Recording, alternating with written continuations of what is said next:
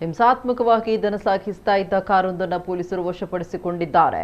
ಶಾಸ್ತಾವು ಶ್ರೀ ಭೂತನಾಥೇಶ್ವರ ದೇವಸ್ಥಾನದ ಬಡಗ ಎಡಪದ ಗ್ರಾಮದ ಬಳಿ ಹಿಂಸಾತ್ಮಕವಾಗಿ ದನ ಸಾಗಾಟ ಮಾಡ್ತಾ ಇರುವ ಬಗ್ಗೆ ಬಜರಂಗ ದಳ ಸಂಘಟನೆ ಮಾಹಿತಿ ನೀಡಿದೆ. ಇದನ್ನ ಅನುಸರಿಸಿ ಅಕ್ರಮವಾಗಿ ದನ ಸಾಗಾಟ ಮಾಡ್ತಾ ಇದ್ದ ಕಾರನ್ನ ಪೊಲೀಸರು ತಡೆದು ನಿಲ್ಲಿಸಿ ಪರಿಶೀಲಿಸಿದಾಗ ಆರೋಪಿಗಳು ಸ್ಥಳದಿಂದ ಪರಾರಿಯಾಗಿದ್ದಾರೆ. ಕಾರಿನಲ್ಲಿ ಹಿಂಸಾತ್ಮಕ ರೀತಿಯಲ್ಲಿ 5 ದನಗಳನ್ನು ಸಾಗಾಟ ಮಾಡ್ತಾ ಇರುವುದು ಕಂಡುಬಂದಿದ್ದು, ಪರಾರಿಯಾದ ಆರೋಪಿಗಳ ಪತ್ತೆಗೆ ಪೊಲೀಸರು ಬಲೆ ಬೀಸಿದ್ದಾರೆ. ಬಜ್ಪೇಟಾನ ವ್ಯಾಪ್ತಿಯಲ್ಲಿ ಘಟನೆ ಸಂಭವಿಸಿದೆ. ಅಲ್ಲದೆ ಫಾರ್ಚುನರ್ ಕಾರ್ನಲ್ಲಿ ಮಾರಕ ಆಯುಧ ಕೂಡ ಪತ್ತೆಯಾಗಿದೆ. ಪೊಲೀಸರು ವಿಚಾರಣೆ ನಡೆಸ್ತಾ ಇದ್ದಾರೆ.